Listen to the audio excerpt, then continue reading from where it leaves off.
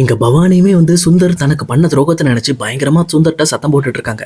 அது மட்டும் இல்லாம உங்களை நான் ரொம்பவே நம்பி இருந்தேன், எனக்கு இப்படிப்பட்ட ஒரு துரோகத்தை பண்ணிட்டீங்களேன்னு சொல்லி ரொம்பவுமே கோவப்பட்டுட்டு அங்க இருந்து சுந்தர் அவாய்ட் பண்ணிட்டு வெளியில வராங்க. ஆனா வெளியில வரும்போது இந்த பக்கம் வெளியில நிக்கிற பொண்ணியை பார்த்துட்டு இந்த பக்கம் பவானி பயங்கரமா ஷாக் ஆகுறாங்க. சொல்லப்போனா இந்த உண்மை நமக்கு தெரிய வந்ததுக்கு முக்கியமான காரணமே அந்த பொண்ணி தான். அவ தான் நம்மளோட வாழ்க்கை நல்லா இருக்கணுங்கிறதுக்காக இந்த மாதிரி நமக்காக இப்படி ஒரு விஷயத்த பண்ணியிருக்கா.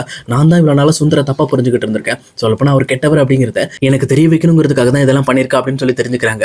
அதே நேரத்தில் இந்த பக்கம் பொண்ணுக்கிட்டேயுமே போயிட்டு இங்க பாரு பொண்ணி, நான் இவ்வளவு நாள் உன்னை கஷ்டப்படுத்துனதுக்கு என்ன மன்னிச்சிரு அப்படின்ற மாதிரி அவங்க ரொம்ப சோகத்தோட இந்த பக்கம் பொண்ணியை பார்த்து நன்றி சொல்லிட்டாங்கிறது கிளம்புறாங்க.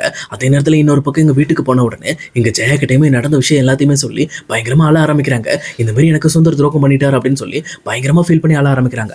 அதே நேரத்தில் எங்க வீட்டில் இருக்க எல்லாருமே எங்க பவானி அழுதுட்டு வந்ததை பார்த்த உடனே ரொம்பவே ஷாக் ஆயிட்டு என்ன பண்றதுனே தெரியாம திருன்னு முடிச்சுக்கிட்டு இருக்காங்க.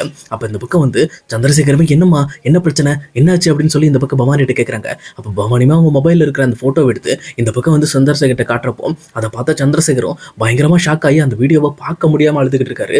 உண்மையை சொல்ல போனா இந்த மாதிரி தன்னோட மாப்பிள்ளையை எந்த ஒரு கட்டத்திலும் அவர் யோசிச்சு பார்த்ததே கிடையாது.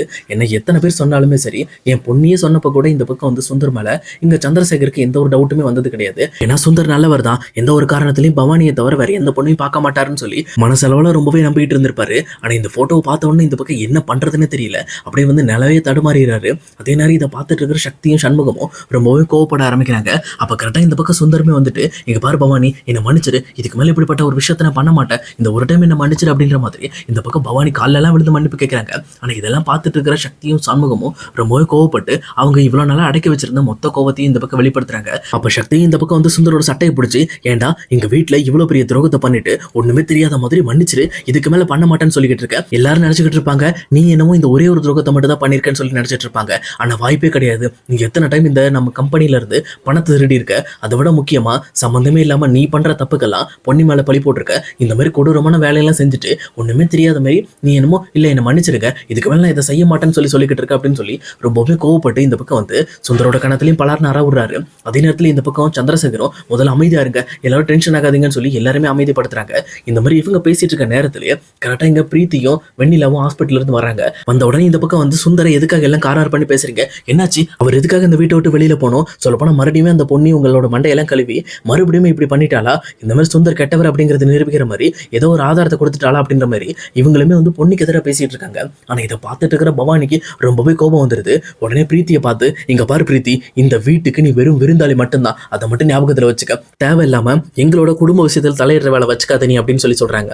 இந்த பக்கம் பிரீத்தியுமே ரொம்பவே சைலண்டா இருக்காங்க. அதே நேரம் பவானி இருந்துகிட்டு இங்க பாரு சக்தி, இதுக்கு மேல இந்த வீட்டுல இருக்கக்கூடாது, முதல்ல இவன் இந்த வீட்டை விட்டு அடிச்சு துரத்து, என்னோட வாழ்க்கைக்கு வேற யாருமே தேவை கிடையாது, ஏன்னா இந்த மாதிரி துரோகம் பண்றவ என் வாழ்க்கையில இருக்கக்கூடாது அப்படின்னு சொல்லி இங்க பவானியுமே ரொம்பவே கோவப்படுறாங்க. உடனே இதை பார்த்துட்டு இருக்க சக்தியும் சண்முகமும் சேர்ந்துட்டு இனிமேல் இந்த சுந்தர் இந்த வீட்டுல இருக்கக்கூடாதுன்னு சொல்லி அங்க சுந்தர பிடிச்சி வீட்டை விட்டு வெளியிலையும் தள்ளுறாங்க.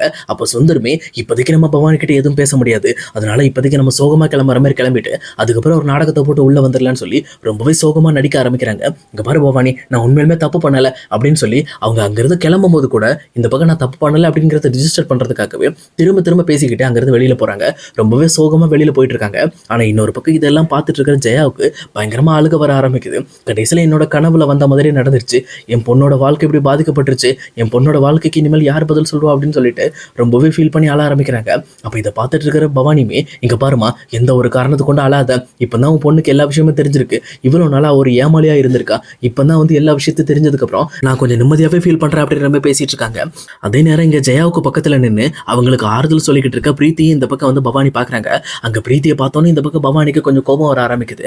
உண்மையை சொல்ல போனா இவ நம்ம எல்லையை மீறி தேவையில்லாம செயல்பட்டுக்கிட்டு இருக்கா, இந்த மாதிரி நம்ம இந்த வீட்டுக்கு விருந்தாளியே தான் வந்திருக்கோம் நம்ம நம்பிக்கிட்டு இருக்கோம், ஆனா அவளோட மனசுல இன்னுமே இந்த வீட்டுக்கு அவ மருமகளாகணுன்ற எண்ணத்துல தான் இதெல்லாம் பண்ணிக்கிட்டு இருக்கா அப்படிங்கறத தெளிவா புரிஞ்சுக்கிறாங்க. அப்ப அதே நேரத்துல அப்ப கண்டிப்பா பொண்ணுக்கு எதிரான நிறைய சதி திட்டத்துல இவளும் செஞ்சிருப்பா, அப்ப இவளுக்கும் அதுக்கு பங்கு இருக்கும். அதனாலதான் இவ வந்த உடனே சுந்தருக்கு இங்க சப்போர்ட் பண்ணிட்டு இருந்தா. அதை விட முக்கியமா பொண்ணுக்கு எந்த விதமான ஒரு கெட்ட எண்ணமும் கிடையாது, ஏன்னா அப்படி ஒரு கெட்ட எண்ணம் இருந்திருந்தா நான் அவளை இத்தனை நாள் பேசின பேச்சுக்கு அவ என்ன தண்டிக்கணுங்கிறதுக்காகவே சுந்தர பத்தி என்கிட்ட சொல்லாம இருந்திருப்பா.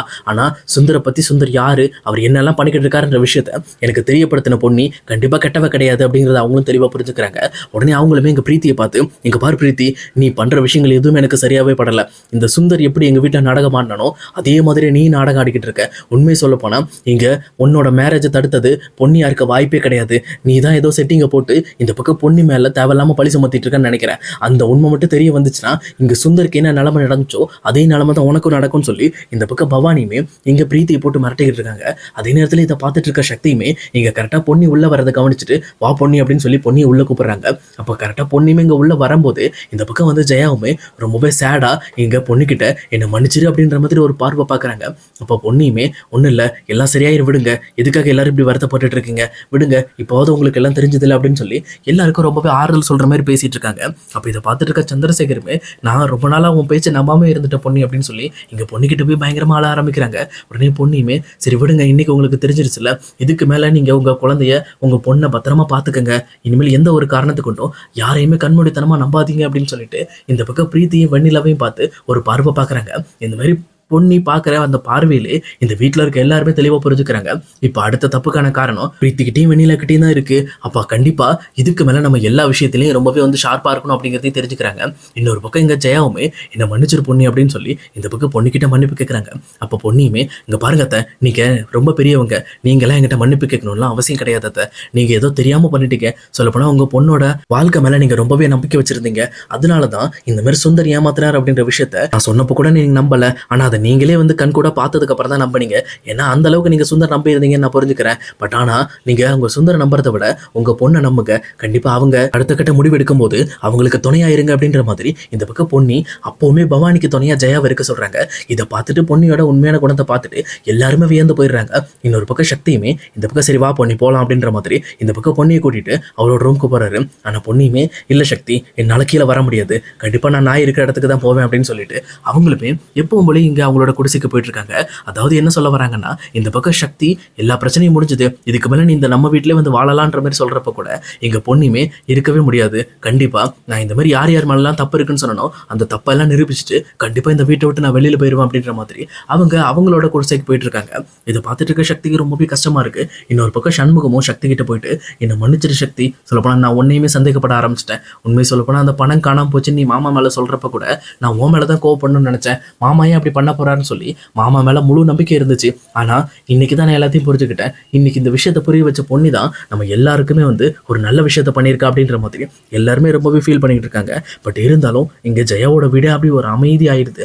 அதே நேரத்துல பொண்ணுமே அவங்க அம்மா போட்டோ கிட்ட போயிட்டு இங்க பாருங்கம்மா, நான் சொன்ன 2 சவால்ல ஒன்ன முடிச்சிட்டோமா, இந்த மாதிரி சுந்தர் தான் இந்த வீட்டுல நிறைய தப்பு பண்ணிக்கிட்டு இருக்காரு அப்படின்ற விஷயத்த வெளியில கொண்டு வந்து அவரை வீட்டை விட்டு வெளியில அனுப்புவேன்னு சொன்னேன், நான் சொன்ன மாதிரி அதை செஞ்சுட்டேன். அதே மாதிரி இங்க சக்தியோட கல்யாணம் நிற்கிறதுக்கு நான் காரணம் இல்லை அப்படிங்கிற விஷயத்த நான் நிரூபிச்சு கண்டிப்பா இந்த வீட்டை விட்டு நான் வெளியில வந்துருவோமா, இதுக்கு மேல எங்க அம்மா பேரை யார் நினைச்சாலுமே இந்த மாதிரி வந்து டேமேஜ் பண்ண முடியாது, கண்டிப்பா எங்க அம்மாவோட பேரை நான் காப்பாத்தணுன்ற ஒரு பேர் இருக்குமா அப்படின்ற மாதிரி எங்க பொண்ணுமே சபதம் எடுத்துட்டு இருக்காங்க. இன்னொரு பக்கம் இதெல்லாம் வெளியில இருந்து பார்த்துட்டு இருக்கிற சக்தியுமே ரொம்பவே ஃபீல் பண்ண ஆரம்பிக்கிறாரு. அப்போ பொண்ணு கண்டிப்பா என்ன இருந்தாலும் நம்ம லைஃபை விட்டு போறேன்னு முடிவு பண்ணிட்டா எப்படி அவளை தடுக்கிறது அப்படின்னு சொல்லி இந்த பக்கம் சக்தியுமே ரொம்பவே ஃபீல் பண்ண ஆரம்பிக்கிறாரு.